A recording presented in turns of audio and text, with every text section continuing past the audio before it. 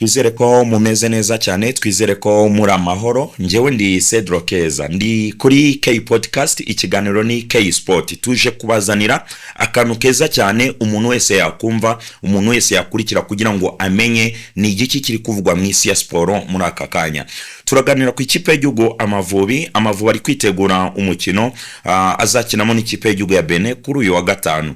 Ese Amavubi abakinnyi bayo biteguye bate Benin? Ese ubundi hari imibare ishoboka ko u Rwanda, Amavubi y'u Rwanda yazabona itike y'igikombe cy'isi cya 2026? Turaza kureba ese imibare imeze ite, bimeze bite muri rusange. Hanyuma kandi turibuze no kugana n'ibindi byinshi bitandukanye ku ikipe y'igihugu Amavubi. Birumvikana tureba abakinnyi abahari ni bande, abataje ni bande. Turibuze no kuganira ku ikipe ya Manchester United mu gihugu cy'Ubwongereza batsinze Sunderland ibitego 2-0, ariko se Sunderland ni ikipe yo gupimiraho Manchester United? Ese koko Manchester United yagarutse? So turibuze kwinjira muri uyu mukino, ariko tunibaze umunyezamu Senne Lammens, umunyezamu mubirigi ku myaka ya 23, yakinnye umukino wa mbere muri Manchester United muri Premier League, anaba man of the match. Ese uyu munyezamu koko ni umunyezamu mwiza? Ese ko Peter Schmeichel yari yamunenze ubu ngubu bimeze bite? Turaza kubiganiraho. Hanyuma kandi tuze kureba kuri Manchester United, twibaze ese imikinire ya Ruben Amorim niyo kibazo cyangwa ikipe muri rusange iri fragile? Turabiganiraho rero. Tuze kandi no kuganira ku ikipe ya Arsenal niyo iyoboye urutonde rwa championa aka kanya. International break igeze, Arsenal ariyo ya mbere mu mikino 7. Arsenal iri imbere ya Liverpool, iri imbere ya Man City, iri imbere y'andi makipe. Ariko se Arsenal ifite uburenganzira cyangwa se ifite ubwo bushobozi bwo kugira ngo izatwara igikombe cya championa? Isumwanya wa mbere yawugumaho? Byose turibuze kubiganiraho muri rusange. Hanyuma turibuze no gusesengura, turebe imvune ya Martin Odegaard, ese yabakoma mu nkokora? Ibyo byose turabiganiraho. Twibaze nanone ikipe ya Arsenal, ese koko ikina abantu benshi bakomeje kuvuga ngo squad depth. Arsenal ngo ifite abakinnyi benshi kandi bafite na qualité beza cyane ku buryo havuyemo umwe hajya mundi.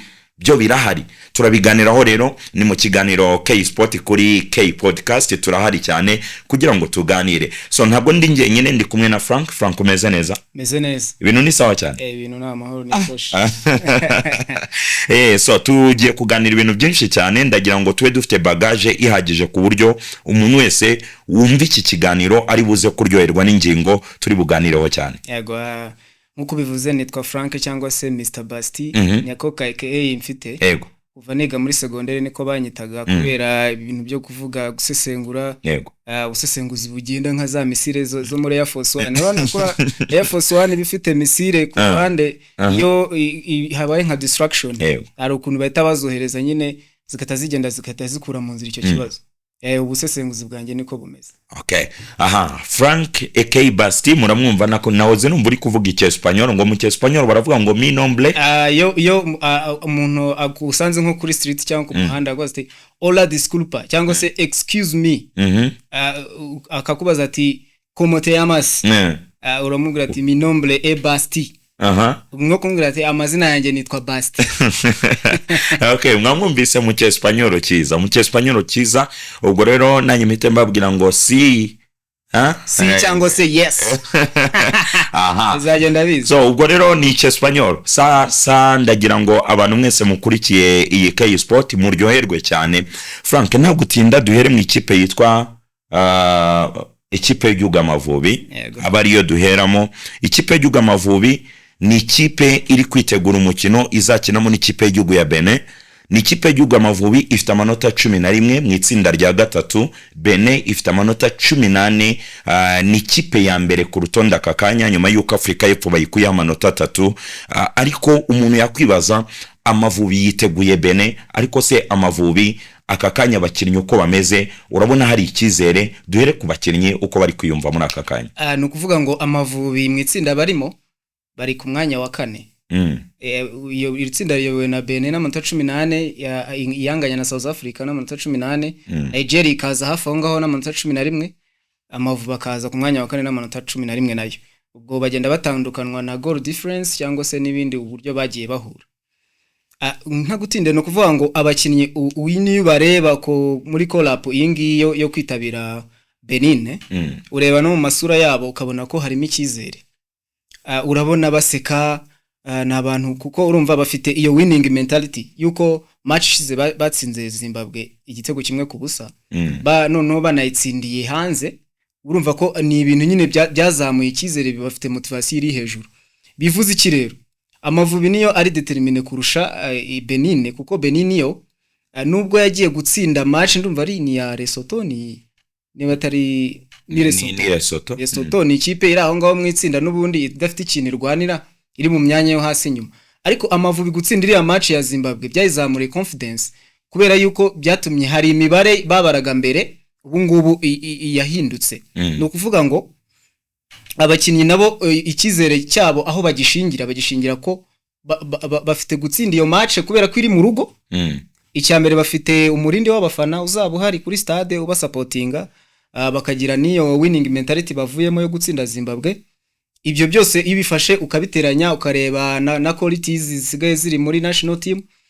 ufashe qualities zihari ubu ngubu kazigereranya n'izari zihari mu minsi ishize ubona ko harimo itandukaniro uko niba ufite umukinnyi nka Kavita Fanuel Mabaya ukina kuri rwego rwa USA nuvuga ngo iyo urebye muri background yiwe academy background ubona ko yari umurida afite skills za leadership muri we kuko kuva akiri umwana akina muri iriya kipe yitwa Salt Academy mbere yuko ajya gukora n'iki Clemson University yari team captain w'izo kipe zose kuzamuka naho bamuguriye muri Birmingham region ubona ko naho ni captain wabo nyine afite iyo leadership muri iyo ufite umuntu nk'uwo muri defense uba wizeye yuko mbere yuko ajya gukora n'ikibazo na kimwe kubataka nka bari biburaye ikindi bafite kuba bongeyemo Imana ishimwe Emmanuel Mangwende nabonye bamwongeye hari ukuntu Claude n'umukinnyi ufite karite nyinshi zo kuba agira icyo bita muri football bita overlap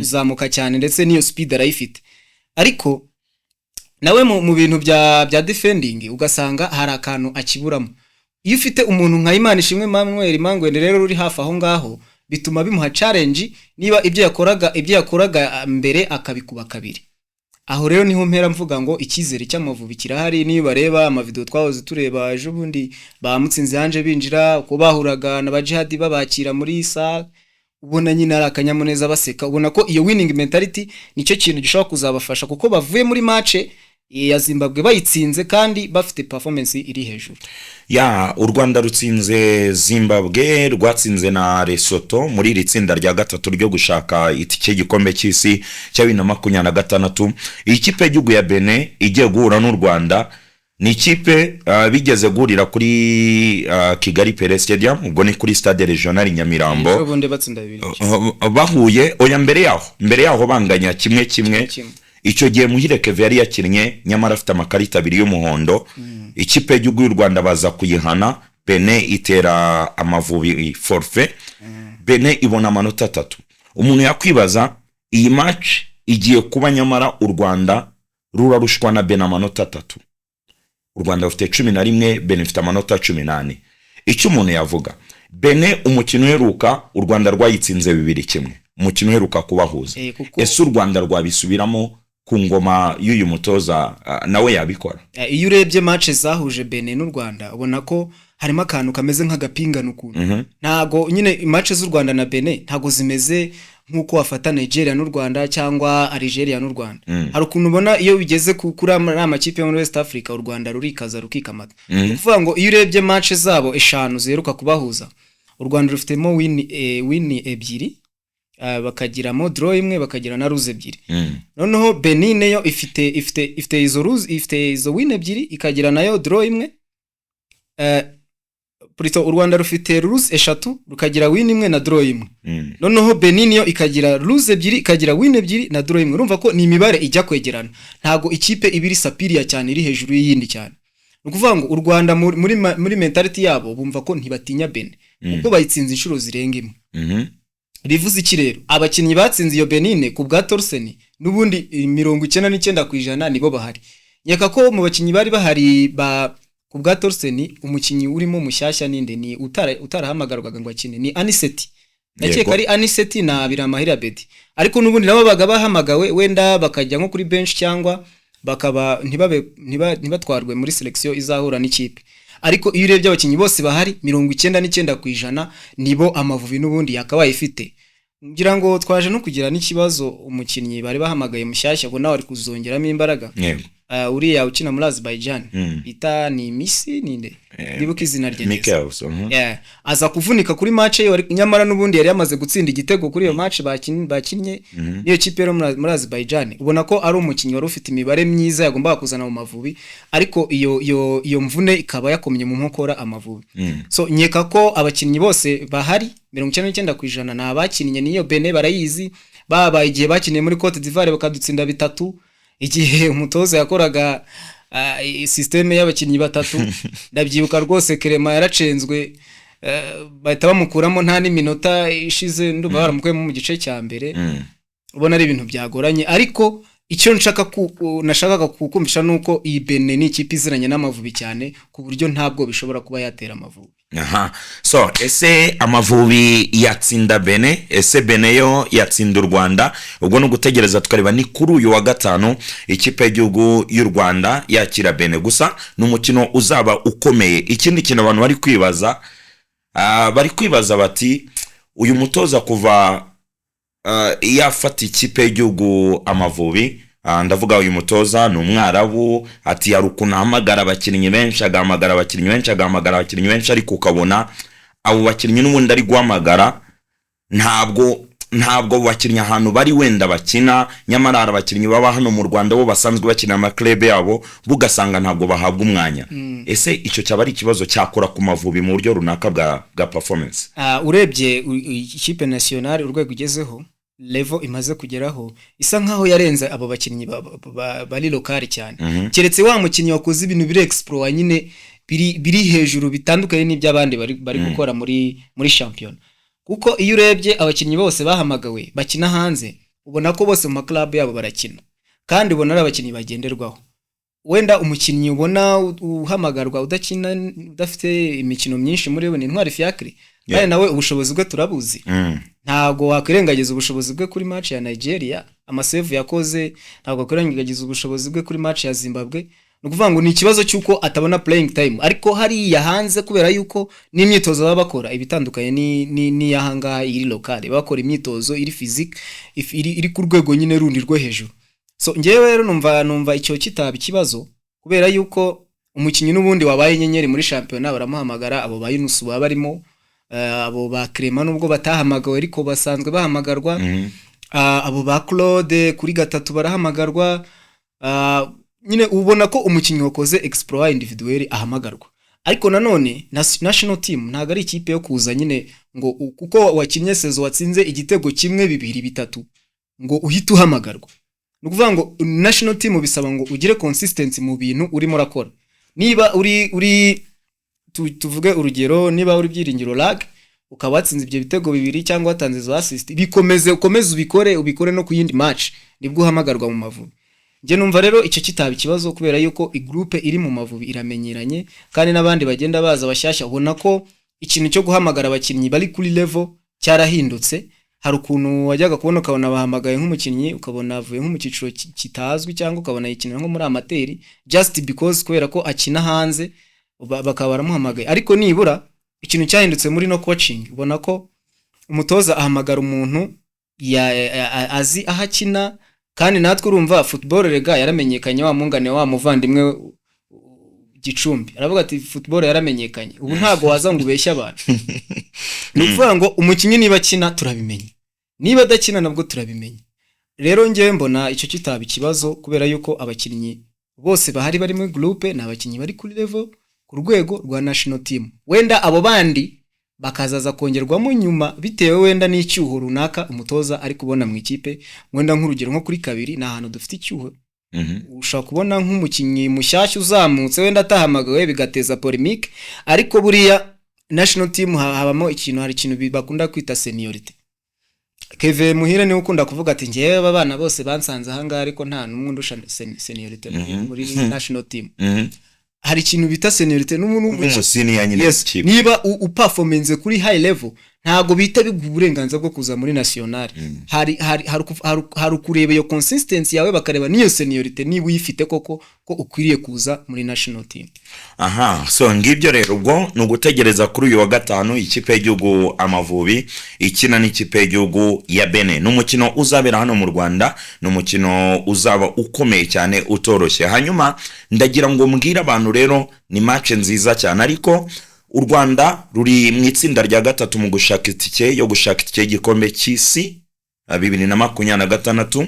Ikipe ya mbere ni ikipe y'igihugu ya Benin ifite amanota 18, ikipe y'igihugu ya Afrika y'Epfo nyuma yo gukurwa amanota 3 ubu nayo ifite amanota 18 iri ku mwanya wa kabiri. Ku mwanya wa gatatu hari ikipe y'igihugu ya Nigeria ifite amanota 11, ku mwanya wa kane ni ikipe y'igihugu y'u Rwanda Amavubi ifite amanota 11, ku mwanya wa gatanu ni ikipe y'igihugu ya Lesotho ifite amanota 9. Hanyuma ikipe iri ku mwanya wa nyuma ni ikipe y'igihugu ya Zimbabwe ifite amanota 4 yonyine. Zimbabwe niyo yonyine bidashoboka ko yagira nayo mahirwe tugiranyije uko imibare imeze muri aka kanya, amanota amakipe afite. Zimbabwe niyo twavuga ko iri gusa naho ikinira ubusa. So duhita tuva ku ikipe y'igihugu Amavubi tujye mu gihugu cy'Ubwongereza mu ikipe yitwa Manchester United. Manchester United yaratsinze mu mpera z'iki cyumweru itsinda Sunderland. Abantu bati Manchester United iratsinze ibitego 2 ku busa batsinda Sunderland.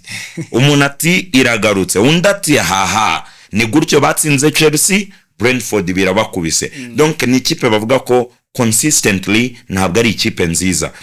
Frank, ndagira ngo twinjire no muri Manchester United turebe gutsinda Sunderland ni rwo rwego rwiza umuntu yapimira iyi kipe.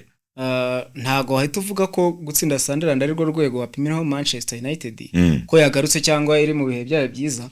Ariko nanone iyo urebye muri la match ya Sunderland yahuje Manchester United na Sunderland, hari ibintu ubona byinshi biri positive biri muri ya match bitari biri muri match zabanje. Nk'urugero ku ikubitiro twagiye tubona mu izamu ashyizemo Sen Lamens kuva yaza nta match nimwe yari yagakina.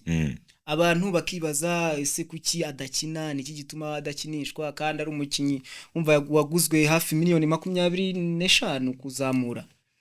Umuzamu gurwaye amafaranga avuye mu ikipe nk'iriya ya Royal Antwerp itazwi, aba ari amafaranga menshi ku muzamu.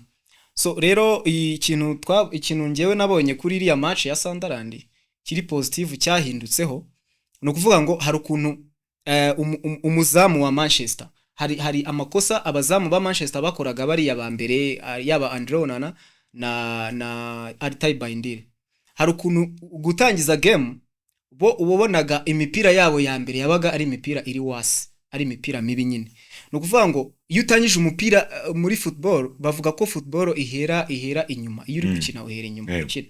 No kuvuga ngo iyo utangije umupira nabi nubundi kuzagera ku izamu rya adversary ugerayo utari clinical. Icyo bita kuba clinical imbere y'izamu no kumenya ngo imbere y'izamu umupira ndawukoresha iki. Iyo ugejejeyo rero bituma ukawugezeyo nabi, bituma abataka bawe bawakira nabi, bigatuma bataba clinical. Ikintu Sen Lamens yazanye kuri iriya match ya Sunderland nuko numuzamu wabonaga ari calm mu izamu, ari afite confidence iri hejuru, aratanga imipira neza ikagera ku bantu bitandukanye na Bayindiri. We bamuhaga umupira ukagira ngo ahari afite ubwoba bwo kuwudegaja, akawudegaja habonye.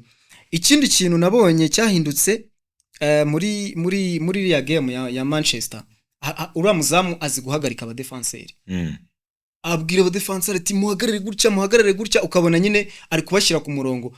Za indiscipline zabaga ziri muri defense zituma hazamo ama espace menshi, wabonaga ko ari nkeya. Wabonaga ko niba ari Matthias de Ligt ari mu mwanya we, Reniero ari mu mwanya we, tukongeho na Luke Shaw nawe ufite indi speciality yuko akinisha ukuguru kw'ibumoso, kandi hara muri iriya back 3 yabo baba bakeneyemo umuntu ukinisha ukuguru kw'ibumoso. Mbona yuko kuri iriya match ikintu cyahindutse first factor ya mbere n'umuzamu waje ahindura ibintu bikeya. Wenda ntago wahita umugira igitangaza kubera ko ari match nyine ya Sunderland, ariko abantu bibuka ko Sunderland yo ngiyo bari gufeka bavuga ngo ntago wayipimiraho Manchester. Bagiye gukina ifite amanota 11 iri mu myanya myiza. yatsinze match zikurikiranya umutoza wabo ari muri bari guhatanira igihembo cy'umutoza w'ukwezi. Iyo ntago ari ikipe yo kuza ngo usuzugure wenda kubera ko ifite iryo zina ry'uko ari Sunderland kandi inavuye no mu ciciro cya kabiri izamutse uyu mwaka. Abantu nibwo bavuga ariko iyo urebye imikinire ya Sunderland ukareba ukuntu bakina begeranye ukabona playing style yabo ubona ko ari ikipe nziza izanatanga challenge. Ikindi mbona cyahindutse muri ya game hari ukuntu ubona Benjamin Sesko akiza muri match za mbere za Manchester United hari ukuntu wabonaga ukamusanga ku 10 ukamusanga kuri 11 yagiye gusabira y'imipira ubundi ukabona ari hagati. Icyo kintu nicyo Amorim yakosoye niba warebye neza iriya match yaramubwiraga ati genda jya muri box akayagira gutya jya muri box yenu jya muri box. Benjamin Sesko yahoraga muri box ntiyavagamo. Icyo kintu rero kubera nura mubiri wewe na body yafite ukuntu imeze bigahereza espace ba Brian Mbemo akabona espace zo kwirukanyiramo. Mason Mount uramuzi kuri ikintu afite abandi bakinyi ba Manchester United badafite hari ukuntu azi gukora pressing first pressing kuri ya nyine adversaire abafite umupira. Mason Mount ni umuntu uzi gukora pressing akambura baro byoroshye agateza danger imbere y'izamu.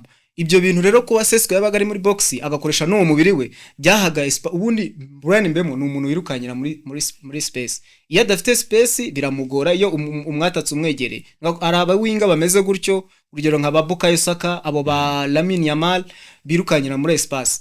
Rero nkeka ko icyo kintu Benjamin Sesko yazanyemo cyo kuba ya create iyo espace iyo sinombre bakabona ya abe Mateus Cunha akabona aho yirukanyira ubwo yazaga kwinjira mu kibuga asimbuye abone abe Brian Mbemo nkeka ko na assist ya mbere ni Mbemo watanze ni wateye close kubera yuko nyine yabonye aho yirukira akabona n'umwanya wo kubona umuntu ahereza iyo close ko yateye close. Mason Mount yarameze nk'uri nyuma y'abataka ukuntu ahita awufunga rimwe atera adahagaritse. So iyo ngiyo nayo mbona ari factor yatumye Manchester United itsindira match. Indi factor hari umukinnyi bita Amad Diallo yari yagiye gushyingura ni umuntu wo muri famille yego wari wapfuye witabye Imana.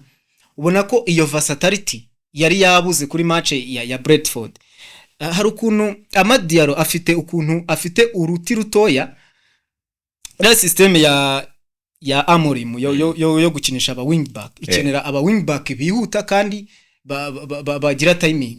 Amad Diallo muri playing style ye bavuga yuko afite intelligent iri ku rwego nk'urwa Lionel Messi bakunda kumwita Petit Messi muri Cote d'Ivoire. Ukuvuga ngo ni umuntu ugira timing nziza kuri baro amenya bari ikintu ayikoresha igihe cyanyacyo ikindi akongeraho niyo speed afite nuko kuntu ari mutoya n'urwo ruti rwe rutoya. Rero nkeka ko nawe icyo mbona nuko Amad Diallo nawe ari mu bantu bafashije Manchester United gutsinda ya match kuko ni urebye iriya mipira yose yagiye ituruka ruguru uramupira barenguye wa Diego Dalo nawe waruturutse kwa Amad yarawurengesheje. Iyo nayo ikaba ari ndi factory. Ukiri kuri Amad Diallo hari umutoza yitwa Tony Mowbray n'umusaza w'imyaka 61 yatoje Amad Diallo muri Sunderland. Yaravuze ati sinumva impamvu umutoza Ruben Amorim akoresha Amad Diallo nk'umukinnyi ukina nka wing back nyamara Amad Diallo ari umukinnyi wagakwiye gukina muri batatu b'imbere nk'umu forward. Ati kuko nge naramutoje nzu buryo azi gutsinda ibitego nzu buryo ari clinical imbere y'izamu. Ati nge sinumva impamvu akina ajya kugarira ajya kurwana n'abataka bindi kipe bahanganira umupira. Ati nkeka ko Ruben Amorim amukinisha nabi.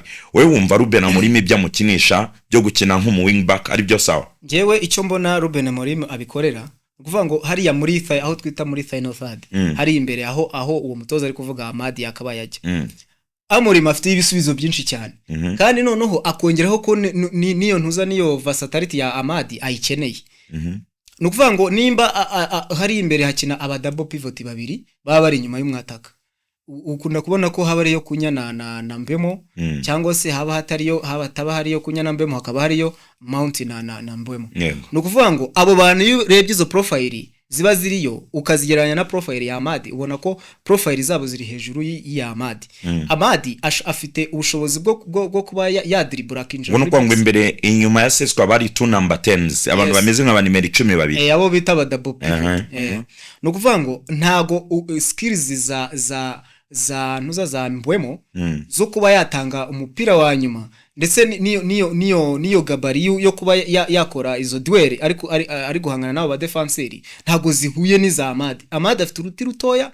Amad ashobora kukubera mwiza ari kuri wing ya ruguru cyangwa iyo hepfo, ariko ntago yakubera mwiza ari umu double pivot. Erega yigeze no kubikora, yigeze kumushyiraho, hari match yigeze kumushyira kuri double pivot biranga neza aramusimbuza. Rero icyo mbona Amorim abikorera nuko afite ibyo bisubizo byinshi, afite icyo gisubizo muri Kunya, agifite muri Mount, agifite muri Mbwemo. Niyo mpamvu nyine Amad asigara mushakira uwundi mwanya ari bujyemo abona yashobora gufitingamo. Niyo mpamvu yarebye akabona akwiriye kujya kuri wing back y'iburyo kubera yuko afite iyo speed, afite nuko gucenga, ashobora kwinjira muri box kuko yibona iriya systeme yaba defenseur batatu. Ubona ko iyo batatse baraba wing back n'ubundi bazamuka bakaza bamera nk'abari kujyamo hagati. Imipira myinshi Amad niwe wayizanagamo hagati ayisangisha bambemo bakamera nk'abantu bakoze trapeze cyangwa se triangle bakanyuranamo, ukabona ko nyine ari ibintu bitanga umusaruro. So rero ikindi nuko ubona ko kuri kabiri ya Man U, kuri iyo wing back ya Man U ubona hari ikibazo. Uwitwa Nusair Maziraoui wakabaye hakina, ubona ko afite iyo weakness mu kuba yajyana imipira imbere. Kandi akenshi iriya systeme ikoresha impande cyane.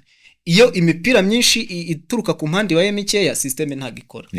So rero prefera gushyiramo Amad Diallo kubera ko abona ko ari ufite izo skills zo kuba yajyana umupira imbere, kandi akaba afite n'izo skills zo kuba yadribura ageze imbere ya adversaire. Ugarutse kuri systeme, umutoza Ruben Amorim aherutse gutangaza minsi yashize ko ibyo kumubwira ngo ba defenseur batatu ngo abireke, ngo Manchester United ngo birayitsindisha, Manchester United si ikipe ikina kuriya, ngo ni ikipe yamenyereye back four ku ngoma ya Ferguson bakina 4-4-2 no kubandi batoza bakurikiye. Umutoza Ruben Amorim aravuga ngo even for the pap ngo niyo papa yabahari ntabwo nshobora guhindura ngo mve kuba defenseur batatu. So wowe ubona systeme ari cyo kibazo, ese niba atari ikibazo ku United kuyibona nyine consistently itsinda bibi kibazo? Njyewe nabibona mu buryo bubiri. Sinavuga ngo systeme niyo kibazo kandi nanone sinavuga yuko atari ikibazo. No kuvuga ngo ikintu gihari, Ruben Amorim aba appointed asimbura Erik ten Hag yaje muri season hagati na season iyo ili full yari yarigeze agira. Icyo mbona nuko umutoza we afite idea yiwe kandi ntashaka kuva kuri idea yiwe. Niyo mpamvu yagiye imbere itangazamakuru akana joking akavuga ati papa niyo yaza ari umuntu ukomeye ntago nayivaho. Ikintu gihari ni iki, ukuvuga ngo ikintu yabanje gukora Amorim yabanje gukora ikintu kimeze nk'isuku. Arabanza akuramo abakinnyi abona batari kugendana nawe muri systeme yiwe. Noneho ikintu ari gukora ari muri rebuild. Kandi ikigaragara ntago bamwemera, abayobozi ntibamwemera gukora rebuild batamushigikiye. Igihari rero nuko abakinnyi niba ashaka abakinnyi 99% ashobora kuba amaze kubona nka gatatu cyangwa 4% k'abakinnyi ashaka. Nk'urugero wing back zose nta umukinnyi afitemo we yiguriye ni Patrick Dorgu. Kandi Patrick Dorgu nawe tumaze kubona ko level yiwe atari ya Premier League. Patrick Dorgu ni umuntu ushobora kuza akaguha match 3 nziza ariko ntiyagukinira match ya 4 kubera ko imbaraga akoresha ira system imbaraga ikoresha aba wing back bakoresha ntago urwo rwego aruriho icyo gihe cya Premier League ntago agifite. Kuko ni umuntu yarakinaga mu Butaliyani noneho amplis akanakina mu ikipe nka Lecce iri mu makipe ya nyuma iyo ngiyo Senteri, Napoli, Juve, nguvuge wenda ngo abona challenges ziri hejuru. Uvuga ngo nawe aracyafite ako kantu ko kuba ya developer iyo level yiwe ikagera ku rwego rwa Premier League. Ariko iyo urebye izindi mande ukabona kuri kabiri Diego Dalot araza bikanga kubera yuko mu byukuri Diego Dalot ntiwamenya ngo akina uhe mwanya. Diego Dalot ubundi bakubajije ngo akina kangahe akina kangahe. Diego Dalot uzamusanga kuri gatatu. Diego Dalot uzamusanga kuri kabiri. Diego Dalot uzamubona ari kuri wing back. Dalot hari n'igihe bigeze kumushyira no mu ba defenseur inyuma batatu. Rero ibyo bintu izo indiscipline iyo zimaze kuba nyinshi mu mukinnyi ayoberwa ibyo akina. Uvuga ngo abakinnyi bo bari abantu baba bafite brain. Uko ugenda umudistractinga gutyo muri brain we umushyira wongera umuzana hariya agera aho ngo hakibagirwa n'ibyo yakinaga agashiduka asigaye ari umukinnyi wo hagati gusa akina ibintu bidasomeka. Ikindi navuze kuri Nusair Maziraoui yasinyishijwe na Ten Hag. Ten Hag yakinaga 4 kane niba ari 3-1 sinibuka 4-3-2-1 aba defenseur bani nyuma Mazarawi urashaka ko akina wing back kandi ibyo bintu ntabyo ashoboye nukuvuga ngo ikintu Amorim ari gukora kirasaba igihe kandi kirasaba no kwihangana izo rezilita rero impamvu zitaboneka nuko rimwe na rimwe nawe hari amakosa akora akivangira ari nayatuma abo bapunditi abo basesenguzi baza bakabivugaho bakavuga ko systeme ari cyo kibazo nk'urugero hari nko gufata umukinnyi nka Lukshaw ukamushyira muri central defense y'abantu batatu kandi Lukshaw yakubera mwiza ari kuri wing y'ibumoso yego ariko nawe akavuga ati kubera imyaka ya Lukshaw ntago ndi bumutume kwirukanka ngo ajye imbere yongera agaruke bitise ndamushyira kuri gatatu yinuza y'inyuma kugira ngo nibura mbone iyo security yuko ari umugoshi akinisha ubumoso iki ni kibazo gihari n'abakinnyi ubona afite ntago abo yaje ashaka ari bafite undi muntu nawe wamubarishije nabi buri Lisandro Martinez yakoresheje imibare mibi Amorim yamubaraga ko ari uzajya ukina kuri left Lioro agakina right Matthias de Ligt agakina mo hagati abaravunitse avunika igihe kirekire cyo gukora amakuru meza nabonye nuko after international break azaba yagarutse yego nukuvuga ngo ikintu gihari Amorim we aracyari kudodadoda ibintu bye ariko mu kubidodadoda ntago Manchester United ari ikipe yo kuza ngo uyidoderemo ugiye kudevelopamo ibintu udoda ariko werekana na progress ariko iyo ubashije kureba neza nk'umunyamupira ubona ko hari progress zihari hari Manchester United niyo kipe imaze gutera amashoti menshi agana mu izamu muri Premier League kurusha indi kipe yare yose unbelievable ikipe ifite Alexander Isaac ifite Hugo Ekitike ifite Mohamed Salah ntirabikora ikipe ifite Victor Gyökeres ifite Bukayo Saka ifite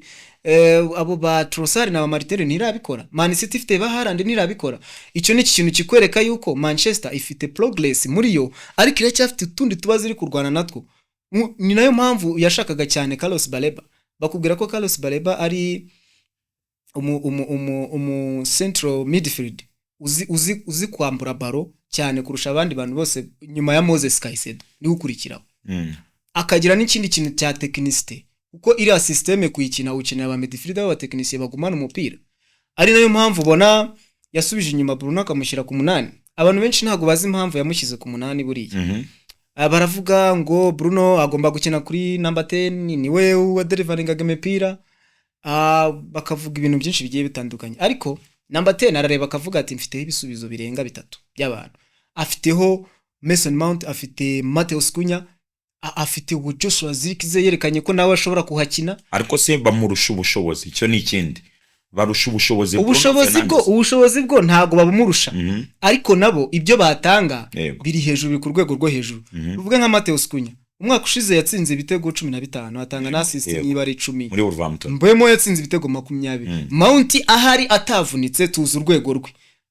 turamuzi kuri finale ya Champions League ya Chelsea ikina na Man City turamuzi England imugenderaho ni umuntu umenyereye gukina iyo free roll rero umutoza we arareka akabona afite ibisubizo byinshi kuri number 10 akavuga ati no ku 8 nta gisubizo na kimwe mfite kandi umuntu mfite ushobora kuma igisubizo umwe wenyine ni Bruno Fernandes akavuga ati uko kugumana umupira Bruno ni umuntu ugumana umupira buriya ushobora kumukuraho umupira utamukoreye ikosa akavuga ati no mfite nomero 6 utari flexible nka Casemiro umaze kugera no mu myaka yo hejuru kwambura imipira ashobora kuyambura ariko se yayimarana igihe kingana gute yayitindana bingana iki yego aho ngaho niho Bruno ahitazira kuko iyo afashe umupira kuri number 8 arawugumana bigatuma none n'ababa wing back bafata imyanya yo bakajya mu space nkuko umutoza byifuza bigatuma kugera muri box byoro hari nayo mpamvu ubona ko amashoti menshi mwizamu amapoto kugera muri box cyane possession iri hejuru ku ikipe barushije ngiye rero nkeka ko systeme yiwe nakora conclusion ivuga ko systeme yiwe ntago ari ikibazo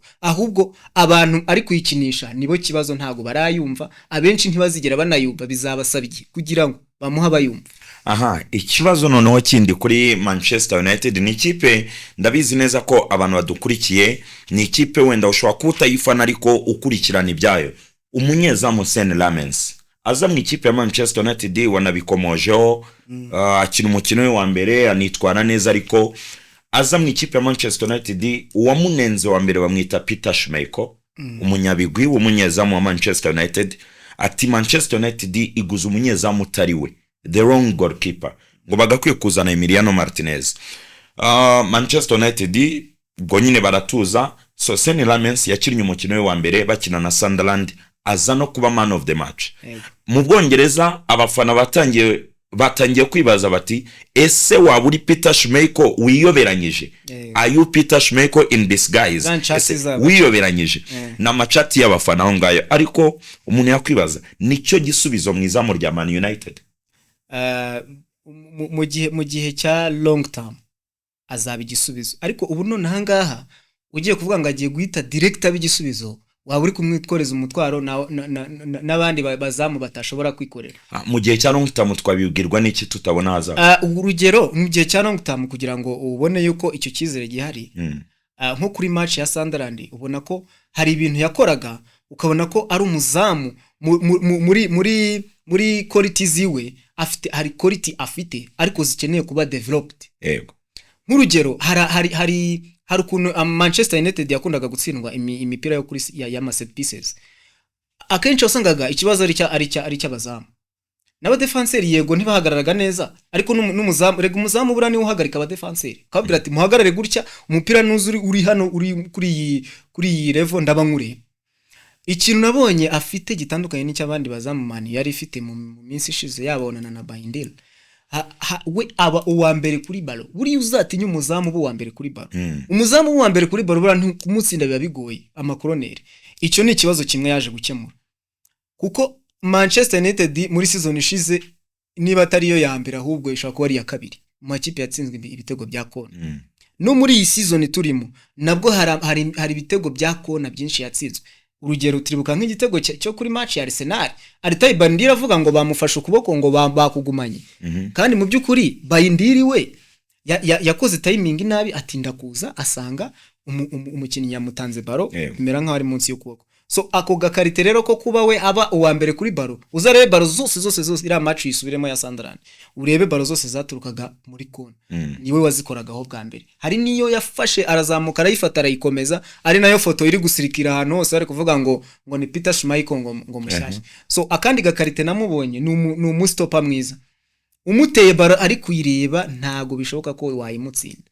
Hari nk'ishoti ni Noah Sadiki ninde, ndumva ni Bertrand Traoré yarakirimo yamuteye ishoti barebana gutya arawufata. Hari n'indi save yakoze one on one ari kumwe n'undi mukinnyi ntibuka umwirabura, ni Wilson Isidore ninde, ni ashaka ari Wilson Isidore.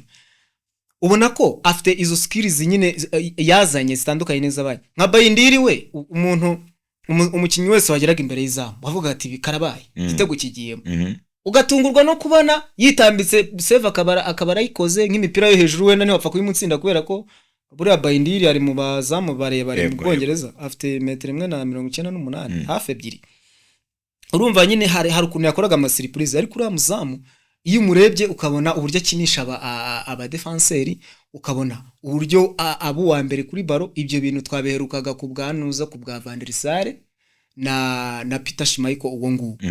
So rero abafana De Gea ntago mu bintu byakona, ntago yari umuntu, we yari umustopa one on one, amashoti ya kure niyo wabonaga De Gea nyine akura. Ariko buriya iyo ucemo ikibazo nk'icyo ngicyo, ahantu mwatsindirwaga ibitego byinshi, haba hari ikizere cyuko no mu mikino iri imbere uko azagenda amenyera azagenda ajya ku rwego rwo hejuru. So ngiye nkamubonamo future Manchester United goalkeeper, ariko babaye bashaka quick fix ntago byakunda, kuko hari bibuga ujyaho bitewe noneho n'umurinde w'abafana uhari, noneho no kuba uri umukinnyi mushyashya muri Premier League bikakugora. Urugero next match bazajya kwa Liverpool, bari abafana ba Liverpool baririmba, bahera ku munota wa mbere baririmba kuba managing uri umwana muto nka kure. So ashobora kuba afite iyo mentality akazabishobora, ariko bifite amahirwe make. Rero ntago wamupimira kuri match ya Sunderland, ariko izo positive nyine urazireba ukazibona muri match ko hari ikintu yazanye gitandukanye n'icyabandi ba defense n'abandi bazamu bari bafite. Andreona nabonaga ari umuntu buri muri match iminota mike yawo ubundi akaba yayivuyemo, ukibaza ese yagiye ku DJ yagiye gukora iki, ukibaza ikintu ari gukora mu kibuga ukagishaka ukakibura. Bayindiri ni araza gukurira iyo penalty, ariko nimujya muri kona yihagararire nk'uri mu isoko. Aha, so iyo ni ikipe yitwa Manchester United. Twagomba kuganira ku du key points dutandukanye, birumvikana tukarasa ku munyezamu, tukagusha nanone kuri resultat, ku mitoreze ya Ruben Amorim n'ibindi bitandukanye, tuzagenda tunayiganiraho cyane.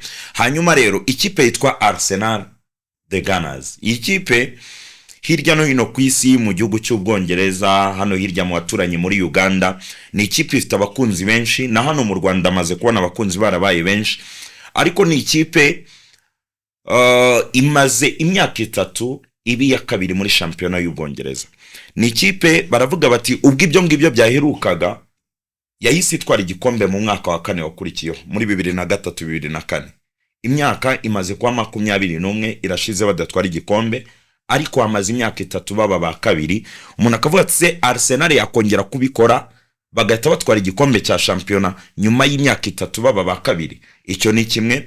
Ikindi bakibaza bati umutoza Mikel Arteta agiye muri international break afite umwanya wa mbere muri Premier League, ariko se azabasha kugumaho? Duhere kuri Arsenal, imikinire yabo akakanya. Na Arsenal yaratsinze nibyo itsinda ikipe ya West Ham United ibitego 2-0 muri weekend, ariko se Arsenal ifite ubwo bushobozi bwo kuba umwanya wa mbere iri hakakanya nyuma y'iminsi 7 yazawugumaho muri shampiyona y'Ubwongereza? Arsenal hari akantu yahinduye itari ifite muri izo season zose ubuze yagiye biya kabiri. Arsenal hari ukuntu yabaga ibyo twita inconsistency mu Cyongereza. Nukuvuga ngo ni ya kipe yazaga igakora match, cyane cyane nakunda kubibona kuri match ya Man City, yabona Man City bagakora match y'igitangaza idasanzwe, ariko bajya guhura na Nottingham Forest cyangwa bajya guhura na Bradford ukabona hari ukuntu ba dropinzeho. Ariko nanone ibyo bintu gasanga biri guterwa n'umutoza wabo. Umutoza wabo mento yabashyiragamo kuri match ya Man City siyo yabashyiragamo kuri match izo zindi za Newcastle, izo za Nottingham Forest. Donc ugasanga mentality nabwo arimo. Yego. Ugasanga niba ari Man City ba Gabriel banditse baravuga ati Haaland uraza hano biraba bibi. Ariko yajya kuri Crystal Palace ukabona ameze nkaho Eberechi Eze ari kumureba nk'udahari. Yego. Ariko icyo kintu cyarahindutse, ubona yuko iyo mentality yarahindutse. Niba ari match ubona ko babayikaniye ku rwego rwo hejuru. Noneho banagize n'amahirwe Liverpool dropping form zayo muri izi game zingahe harimo na Champions League ubwo neshatu. Dropping form zayo ubona ko icyo kintu bagiprofitiyeho bakaza. Noneho iyo confidence bazamuye yuko Liverpool ya dropping form zayo kandi ariyo kipe wabonaga basa nkaho bahanganye.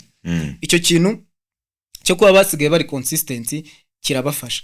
Ikindi hari uburyo Bukayo Saka yatangiyemo. Bukayo Saka yatangiye afite imvune, araza kina match imwe ndumva niba ari imwe cyangwa ebyiri ahita ajya mu mvune, arongera aragaruka, ubona ko agenda aza gake gake. Ariko izi match izi ngizi bamaze igihe bakina ubona ko Bukayo Saka ni wa Bukayo Saka tuzi yagarutse mu bihe bye. Kandi that is the key player of the Arsenal. Iyo ufite Bukayo Saka, ufite Martin Odegaard, bongeyemo ba Eberechi Eze, bafite Victor Gyökeres, nyine ubona ko Arsenal isigaye ifite ibisubizo byinshi cyane. Icyo ngicyo nacyo cyuko Bukayo Saka ari fit muri iyi minsi nacyo ukabona ko kibafasha nyine kuba bakina systeme G yabo umutoza ashaka gukina. Ngira ngo bari bafite n'ikibazo hagati cyo kuba Thomas Partey yaragiye, ariko ubona ko Zubimendi icyo kibazo yaragikemuye. Mikel Merino ashobora kuza akagikemura nubwo atagikemura 100%, ariko ubona ko nyine icyo kintu iyo mentality yuko bashaka gutwara igikombe cyangwa hari ikintu bari gushaka yarazamutse. Nabonye kuri match ya Man City. Man City yarabatsinze ijya kudefend. Arsenal iravuga ati turakora ibishoboka byose rinota ntago turakwataka mpaka bashyiramo bataka, bashyiramo ba Martinelli, bashyiramo ba Trossard. Ikipe yari isigaye iri gukinishwa n'abataka gusa. All out attack ati tugupompe. Ariko yaza kuba ari Arteta wa kera iravuga ati nta kundi Man City irandusha nyine yatsinze reka niyakire.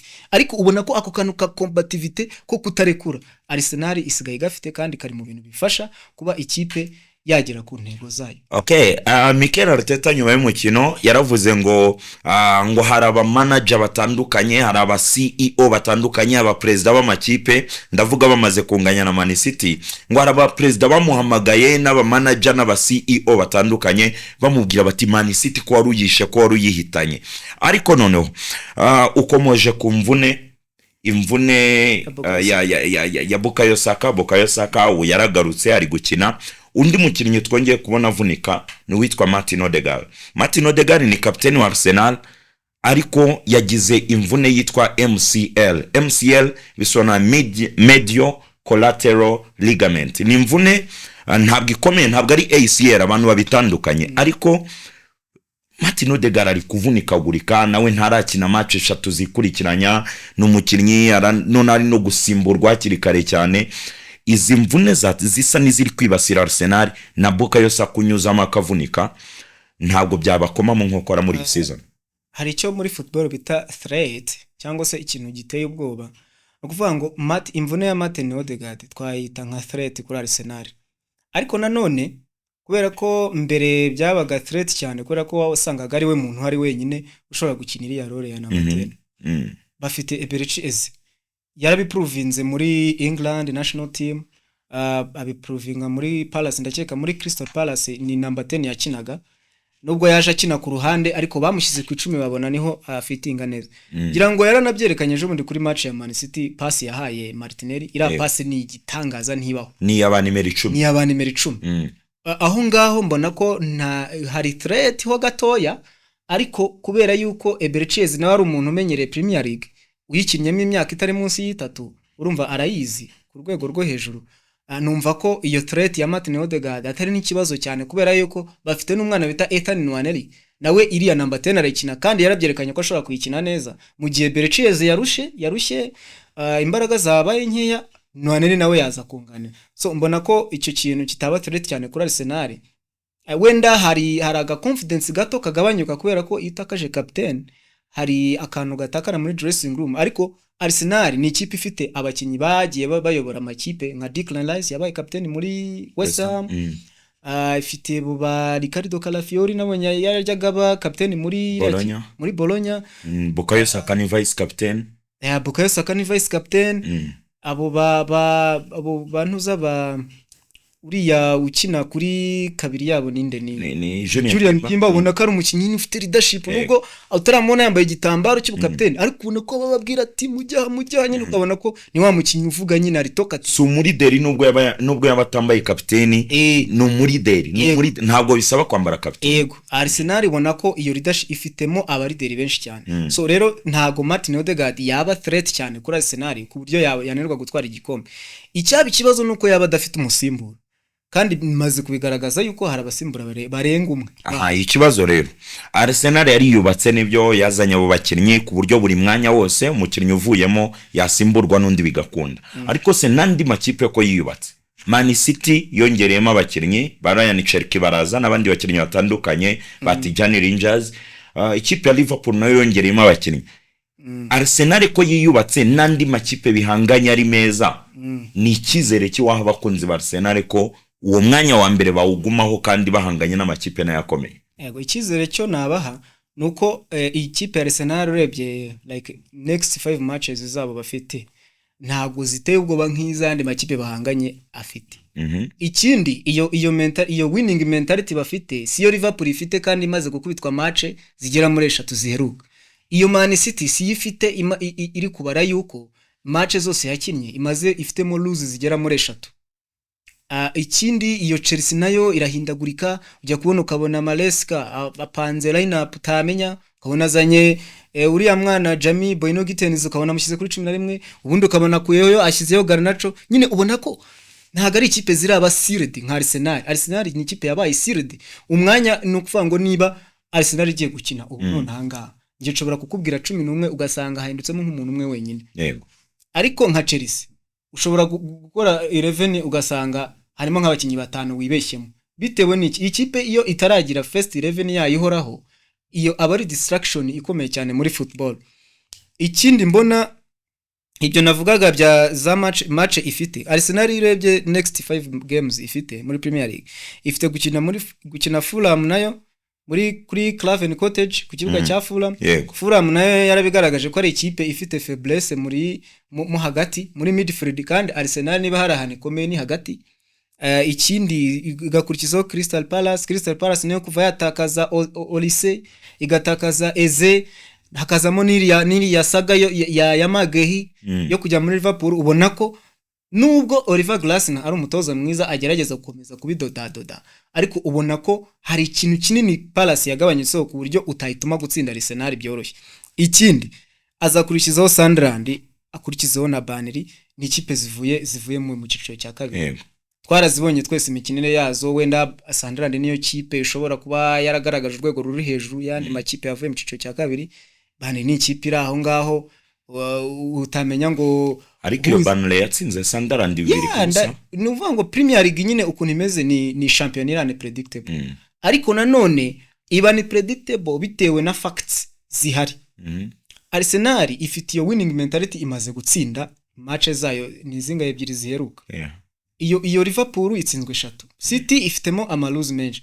Match irimo ikomeye yabo ni ya Spurs kandi bazayikinira Emirates. Kandi tuzi neza North London derby, tuzi reality yayo, tuzi Arsenal iri Emirates ikikora imbere ya Tottenham.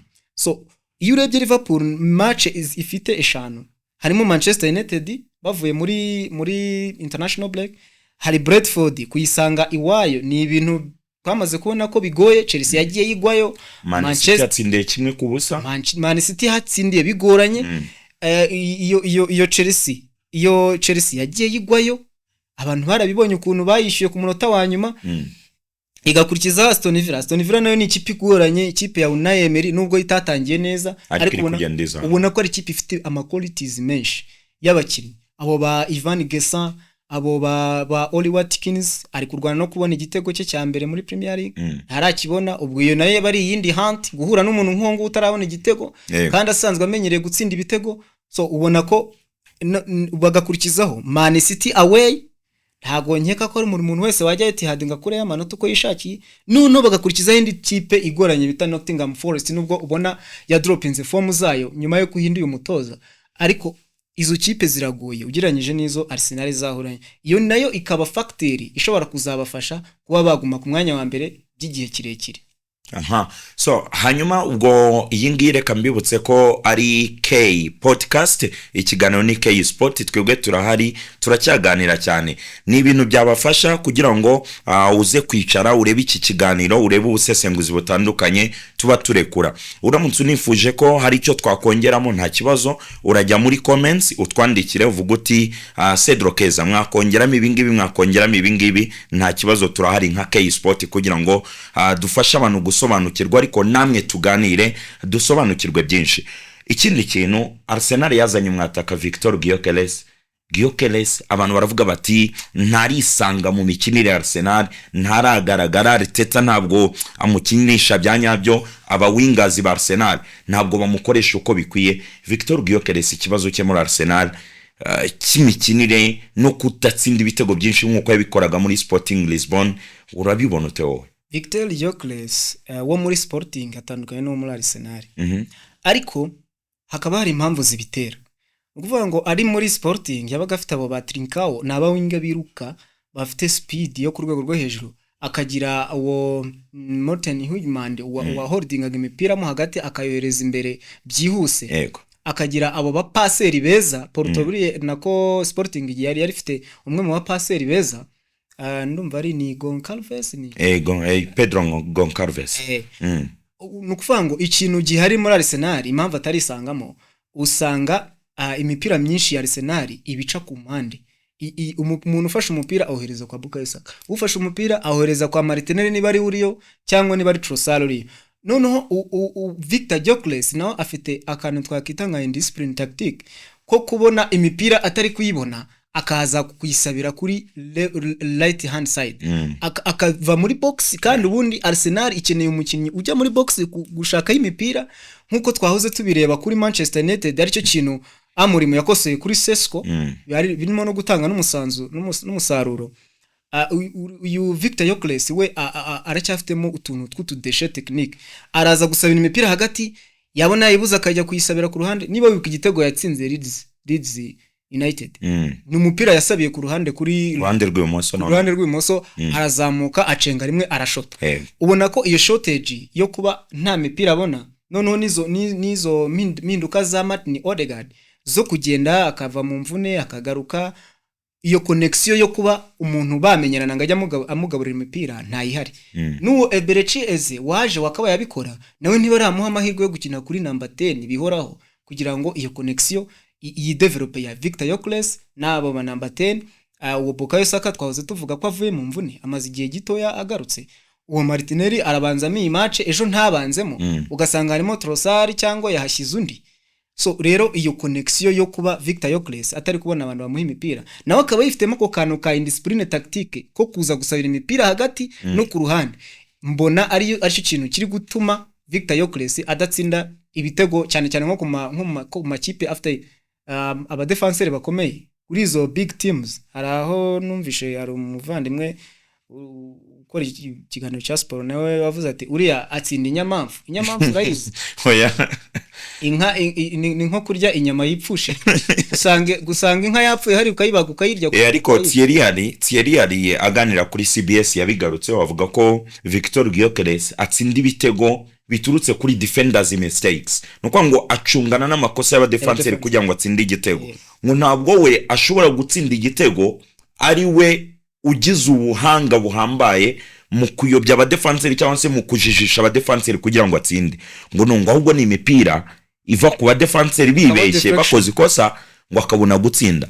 So icyo kintu yakivugaga mbere yuko Victor Gyökeres aza. Akakanya Victor Gyökeres yaraje. So abantu bakibaza bati nakomeza gukina gutya mu ikipe ya Arsenal ese yaba top scorer nkuko yabaga top scorer muri Primeira Liga da Portugal. Gyökeres we kugira ngo abe top scorer biragoye na Haaland uri hariya kuko niyo urebye intera Haaland yamusizemo nini cyane kandi ubona ko Haaland abantu afite bamuha imipira sibo Gyökeres afite. Nta mukinnyi Arsenal ifite uri ku rwego rwa Ryan Cherki mu gutanga imipira ya nyuma. Bernardo Tijani Linders n'abakinnyi ubona baba bola bazi gukina. Umukinnyi bafite n'umwe ni Martin Odegaard kandi ntibarimo kumubona.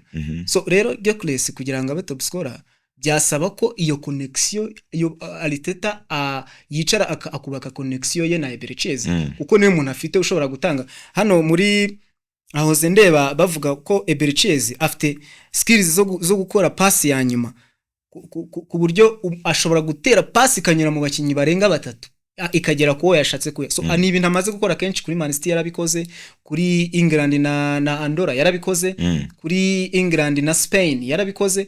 So ni ubona ko nyine afite izo skills kandi ikintu cyafasha Victor Yokles ni ukujya muri box akagumamo agategereza iyo mipira kuko uwo mupira wa nyuma ni wowe wenyine ushobora kuba wamuviramo igitego kurusha kujya kuyisabira ku ruhande no kujya muri kuko na Diwer nabonye atazishoboye. Ibinumvikana ni yagiye kuyisabira ku ruhande cyangwa kugaruka hagati mu kibuga atari umuntu bimenyereye atinda kugera muri box aho bagomba kumera umupira. Kandi ubona ko ari n'umuntu utashoboye na Diwer ntabwo twabonye match yabo kina na Manchester United ukuntu De Ligt yamufasha kamubika rwose akabura.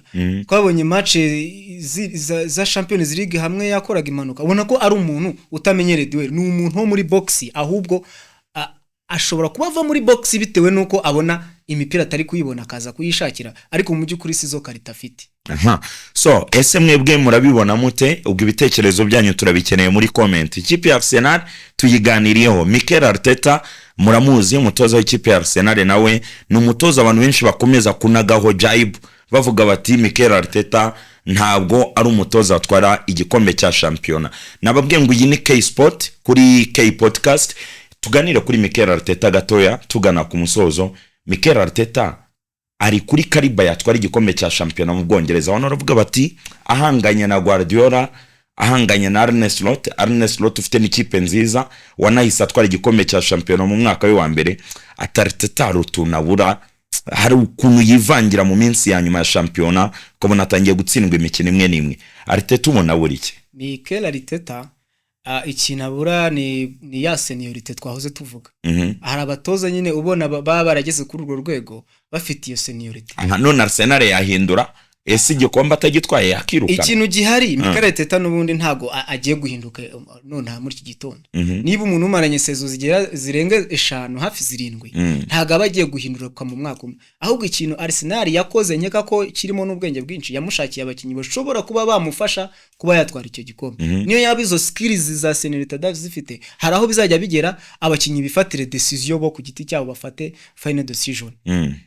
njyewe rero nkabona yuko Mikel Arteta mu misimburize ye ni umuntu ubona utinda gusimbuza, iyo agiye gusimbuza ubona yakererewe bikamuviramo kuba yatakaza ayo manota. Nyeka ko ikintu cyonyine ashobora gukoraho agahindura niyo style yo gusimbuza, akajya amenya igihe cyo gusimburiza cyanyacyo.